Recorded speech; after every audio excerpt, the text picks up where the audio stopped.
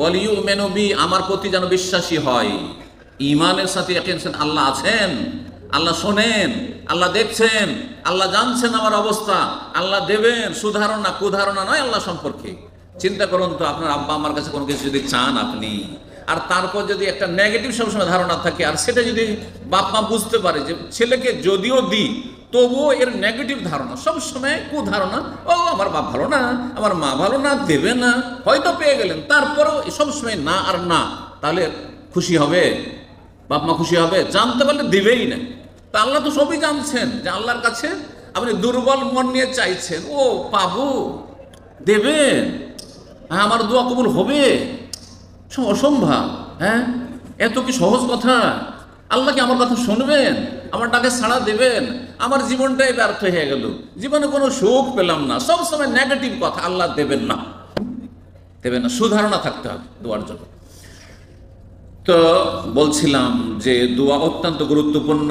আল্লাহ বলছেন ঈমানের সাথে আমার ডাকে সাড়া দাও, লাআল্লাহুম ইয়ারশুদুন, তাহলে তোমরা হেদায়েতের পথ পাবে আর দোয়া তোমাদের কবুল হবে। দোয়ার ফজিলত আগে শোনাই, সময় থাকলে আরো বেশি শোনাইতাম, কিন্তু সংক্ষেপে শোনাই, যদিও অল্প সময় হোক না কেন। আল্লাহ যেন এই কথাগুলি তারা আমাদের সবাইকে উপকৃত হওয়ার তৌফিক দান করেন। আল্লাহ যেন দিন দুনিয়া আমাদের ভালো করেন। দোয়ার ফজিলত, এক নম্বর ফজিলত, দোয়া হচ্ছে ইবাদতের সার মর্ম, সার কথা, সমস্ত কিছুর সার, যেটা চুমুক।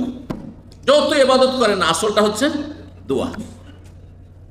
আদ-দুআ হুয়াল ইবাদা, নবী সাল্লাল্লাহু আলাইহি ওয়াসাল্লামের হাদিস, তিরমিজিতে রয়েছে, ইবনে মাজাহ রয়েছে, হাদিসটি সহিহ। আদ-দুআ হুয়াল ইবাদা, দোয়াই হচ্ছে ইবাদত।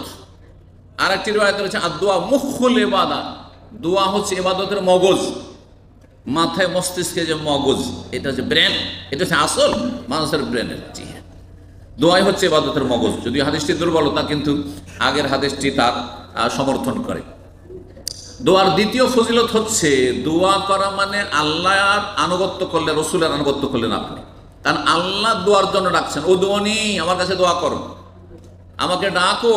জি, ও দো রাব্বাকুম তাদাররুআন ওয়া খুফিয়া, আল্লাহ না এত বলছেন, তোমাদের রব আল্লাহকে ডাকো একাগ্র চিত্তে, হ্যাঁ, নরম অন্তর নিয়ে, কান্না ভাব নিয়ে, মনটাকে নরম করে, অহংকার মুক্ত হয়ে, আর খুফিয়াতান, আস্তে ধীরে, চিল্লা চিল্লা নয়।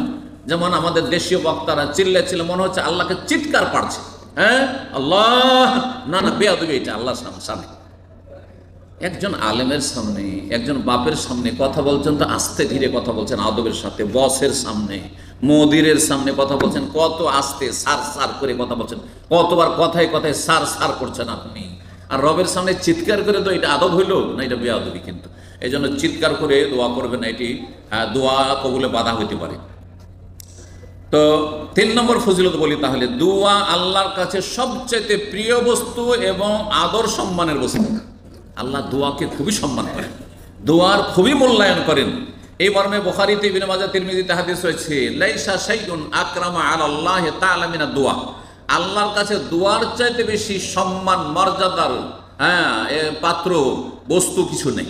আল্লাহর কাছে দোয়া অত্যন্ত প্রিয় ইবাদত। এই হচ্ছে রাসূলুল্লাহ সাল্লাল্লাহু আলাইহি ওয়াসাল্লামের হাদিস।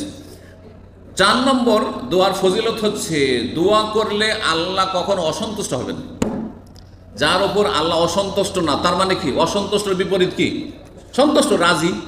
আল্লাহ যদি রাজি থাকেন তো জান্নাত পেতে কোনো চিন্তা আছে? ব্যাস, এটাই তো উদ্দেশ্য। দুনিয়াতে আল্লাহর সন্তুষ্টি অর্জন করে নেন, নিশ্চিন্তে জান্নাত যাবেন, নিশ্চিন্তে। আল্লাহ রাজি আছেন, যার ওপর যার মালিক রাজি, তার কোনো চিন্তা নেই, কোনো চিন্তা নেই। হ্যাঁ, নারাজ হইলেই চিন্তা আছে। জি, এই মর্মে হাদিস রয়েছে, তিরমিজিতে, ইবনে মাজাহ, হাদিসটি সহিহ। মাল্লাম ইয়াসআলিল্লাহ তাআলা ইয়াগদাব আলাইহি, কেউ যদি আল্লাহর কাছে না চায়, রমজান চলে গেল, মন দিয়ে দোয়া করলেন না আপনি, দিনের পর দিন চলে যাচ্ছে, দোয়া করছেন না, তাহলে আল্লাহ তার উপর রাগান্বিত হন, আল্লাহর ক্রোধ হয়, আল্লাহ তার উপর কি হন? রাগান্বিত হন। এই হচ্ছে রাসূলুল্লাহ সাল্লাল্লাহু আলাইহি ওয়াসাল্লামের হাদিস। দোয়া হচ্ছে অপারগতা মুক্ত হওয়া। দুনিয়াতে পারবো না যে বলবে, সবসময় পারবো না পারবো না, সে জীবনে কোনোদিন উন্নতি করবে না। যারাই উপরে উঠেছেন, দুনিয়ার কাজে হোক অথবা দিনের কাজে হোক, তারা পারবো বলে লেগেছেন, তাহলে পেরেছেন। বুঝছেন না কথা? তাহলে পারবো না বলে কিছু কথা, এটা হচ্ছে কাপুরুষের কথা। যেই ব্যক্তি দোয়াতে যত্নবান নয়, চেষ্টা করে না, সেই ব্যক্তি অপারগ, সে অক্ষম। তো অপারগতা থেকে মুক্তি লাভের উপায় হচ্ছে দোয়া করা। এই মর্মে ইবনে হিব্বান একটি হাদিস রয়েছে, আল্লাহ আলবানী হাদিসটিকে সহি বলেছেন। বলছেন আজাজুন নাসে মান আজাজা আনিদ দোয়া, সবচাইতে বেশি অসহায় অপারগ ব্যক্তি ওই ব্যক্তি যে ব্যক্তি দোয়াতে অপারগ, দোয়াই করতে পারে না, এমন অক্ষমের অক্ষম, এমন অকেজো একেবারে যে দোয়া করতে অক্ষম, সেই ব্যক্তি সবচেয়ে বেশি অক্ষম ব্যক্তি, অসহায় ব্যক্তি। ও আবখালুন নাস, আর সবচেয়ে বখিল কৃপণ ব্যক্তিকে মান বাখিল বিস সালাম, যে সালাম বলতে বখিলি করে, মানুষকে সালাম দেয় না, চেনা পরিচয় না থাকলে সালাম দেয় না। আজকাল হয়ে গেছে এটা কিয়ামতের একটি লক্ষণ, যে পরিচিত থাকলে সালাম, আর পরিচিত আল্লাহর ওলিও যদি সামনে থাকে তবু সালাম দেবেন না। এটি ভালো জিনিস নয়।